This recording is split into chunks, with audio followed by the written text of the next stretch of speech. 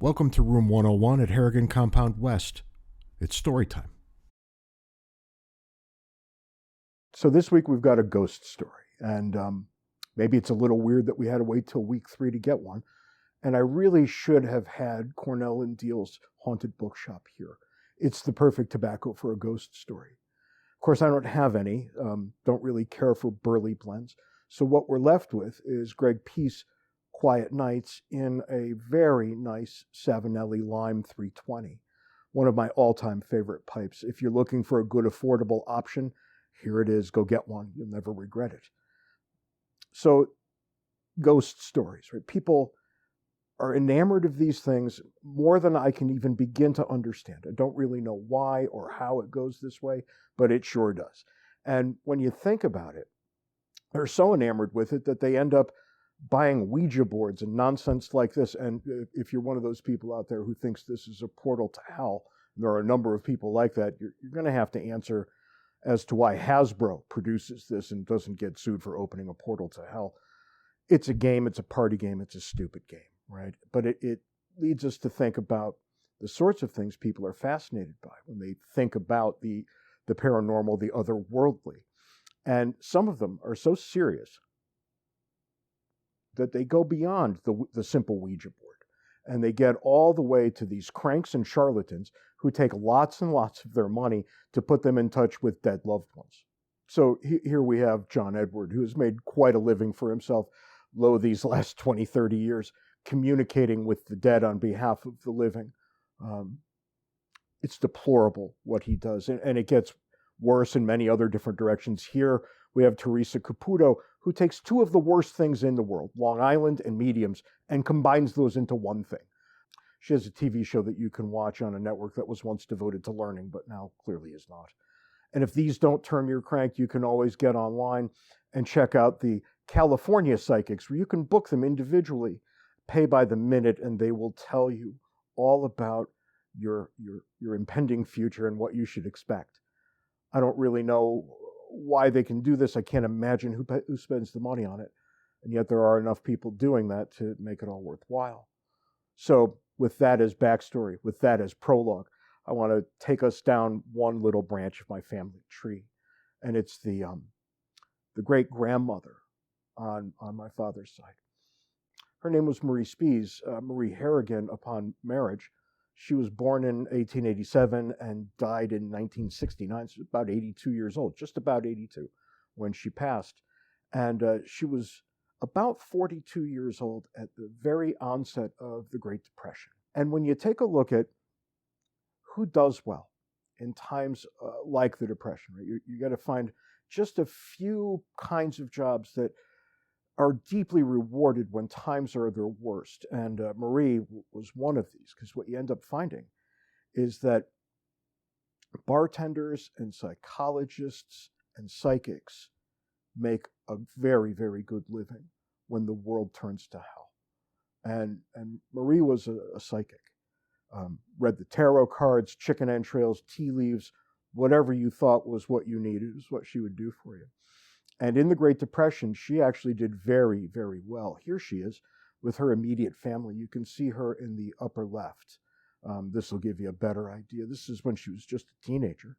And we actually have one family photograph from when she was an older woman. And she did so well during the Depression that she actually paid cash for the family house on Bidwell Street. I remember that place like it was yesterday.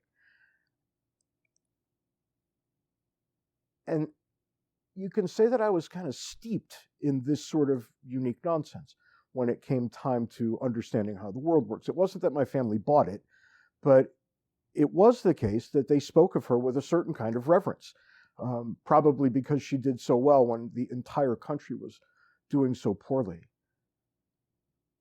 So later, I went to work the way you do. And I started working my way through college as an employee in a group home for all kinds of developmentally delayed people who needed to be watched over. And there was this one group home that I worked in that was just out of this world. It was beautiful. It was a nicer house than I would be destined to have for another 30 years or so. Maybe not quite the Taj Mahal, but you get the point. And in this house off to the side was this one photograph of a man and a woman, very old. And I later found out that these were the owners of the home, and they gave the home to us in order that we might run it for the nice people who needed a place to live. And their only stipulation after donating the entire house was that we keep that photograph on the wall and never take it down. It's a deal anybody would have made, and we made it right quick.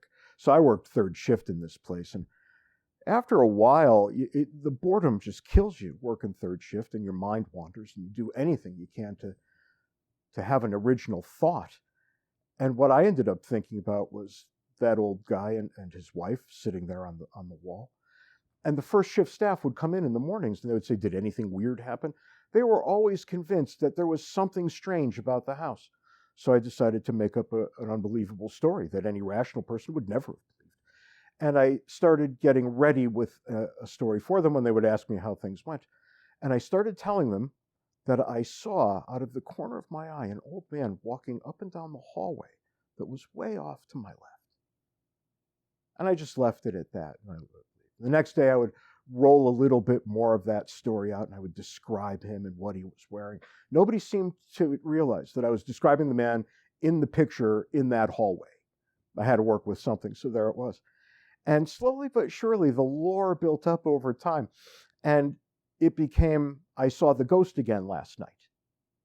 And within 2 weeks of making up that story from whole cloth, every other employee in the house had seen the ghost. And I submit that that's exactly how ghost stories always work. And when you think about these shams and charlatans who can communicate with the dead, I would urge you to think twice before you give them any of your hard-earned money. But if you do, understand that it's for entertainment purposes only. You're here on your own, and you'll do as well as you'll do. There is no help coming from the hereafter. So I guess really that's the moral of the story this week. Take it for what it's worth. Maybe you like to patronize these people, maybe you don't. I would urge you not to. But as long as you understand that it's all a crock of never-ending shit, you'll be good to go. So what's the deal with Greg Pease's Quiet Nights?